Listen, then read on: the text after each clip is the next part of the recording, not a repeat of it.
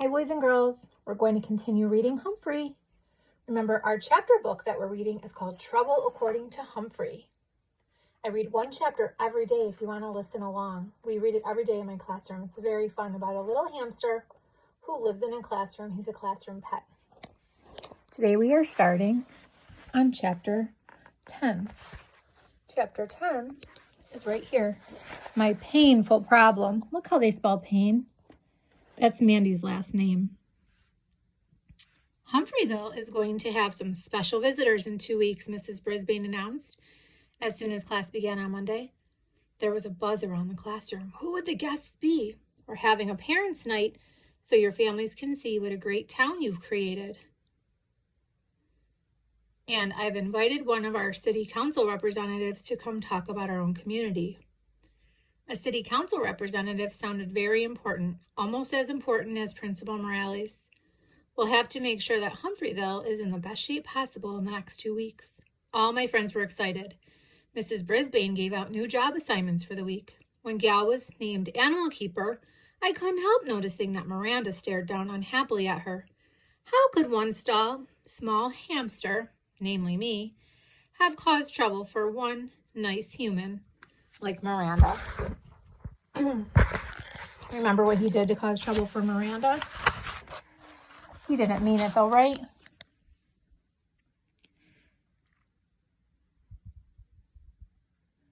AJ wrote down all the assignments to send home to them.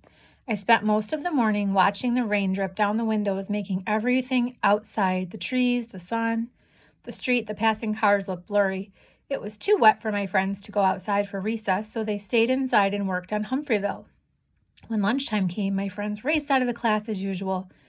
Mrs. Brisbane was preparing to go to lunch herself when Mr. Morales entered. He was wearing a tie that had all the letters of the alphabet in bright colors. "Hey, Sue, can you talk for a minute?" he asked. Sue is Mrs. Brisbane's first name. Most students don't even know the name of their teacher's first name. "Of course, have a seat," Mrs. Brisbane told him. "I don't want to take up too much of your time, but I have to tell you, I had a complaint from a parent." Mrs. Brisbane was surprised. "Who's that?" "Mrs. Payne. Apparently, Mandy and her whole family are sick. Coughing, runny noses, watery eyes, and she's blaming it all on Humphrey." "Blaming me?" I felt as if the air was being sucked out of me. Mrs. Brisbane was surprised as I was. "Humphrey? Why on earth would she think that?" "Well, he spent the weekend at their house, and now they're all sick." "So are Art and Heidi. The weather has been horrible. Goodness, I think I've had fewer absences this winter than usual." "I believe you, but she's pretty angry. She doesn't think the kids should have to clean his dirty cage. She's calling some of the other parents. She even threatened to start a petition to get the classroom pets banned." "Banned?" My whiskers drooped and my heart was heavy. "Boing," Og burst out. I guess he realized he was a classroom pet too. "That's dangerous. Just because her children have a cold?" Mrs. Payne says her children are never sick. She said that she's going to go to the school board and expects the medical costs to be paid. Now Mrs. Brisbane was getting angry. "Paid by who? Humphrey? You've had him at your house. I've had him at my house. We didn't get sick. I'm on your side, but I have to respond to her. I'll compare the attendance records from last year to this year to see if there's any difference. You could check to see if any of the other students have gotten sick after Humphrey's been in their homes, and I'll talk to the other teachers who have a classroom pet." "Yeah, those guinea pigs in room 14, said Mrs. Brisbane, "and the frog in Angie Loomis's class, and there's rabbits in Alinsky's class. Oh, but the children have to have Humphrey come home with them. The parents love him too." Uh-oh. I don't think that Humphrey got them sick, do you? Except for the Paynes. Mrs. Brisbane got very quiet.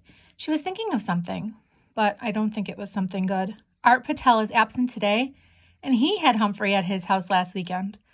I'll call his mother and see what's wrong with him." "Good idea. And for now," Principal Morales stopped and glanced over at Og and me, "maybe you better keep Humphrey at your house. Og, too." Mrs. Payne was pretty upset. She even said she might call a lawyer. A lawyer? Was I going to end up in court or in jail? This wasn't just trouble with a capital T. This was a total disaster with a capital everything. For the rest of the day, I stared through the bars of my cage and imagined myself looking through another set of bars, the bars of a jail cell. Would Og end up with me in there too? After all, he was a classroom pet, although he doesn't go home with students on the weekend. At the end of the day, Principal Morales helped Mrs. Brisbane cover my cage and carried Og and me out to the car. Thank goodness the rain had stopped. They brought along our food, including Og's icky, yucky crickets. Luckily, it was cold, so they were quiet in the car. I'm really sorry about this, Sue, the principal told Mrs. Brisbane through the car window. My husband will be thrilled to have these two home with him, but I'm afraid my students will be very disappointed. Very, very, very, I thought. I'll try to get this resolved as soon as possible, Mr. Morales promised. Mrs. Brisbane thanked him and rolled up the window. Soon they were on their way to her house, but for how long? Just as she'd said, Mr. Brisbane was really glad to see us. Mrs. Brisbane honked the horn when he came out to the driveway in his wheelchair to meet her, even though it was extremely cold. Put Humphrey's cage right here across the armrests, he told his wife. I'll come back and get Og. All right, I'll bring in the food. Soon Og and I were side by side on the Brisbane's wide coffee table. It was warm and cozy in their house, and before long, Mrs. Brisbane had everything in my cage and Og's house in tip-top shape. Mrs. Brisbane came in with streaming cups of tea, and the two of them sat and watched us as they drank. This Payne family sounds like a nuisance, said Mr. Brisbane. I don't know much about them. Mandy complains a lot, but she's a nice girl. I think it's a habit she's picked up. Maybe she has a lot to complain about, Mr. Brisbane said. Do you think Mandy has a lot to complain about? Do you remember what happened we read yesterday? All the things that were going on in her house? We'll finish this chapter tomorrow.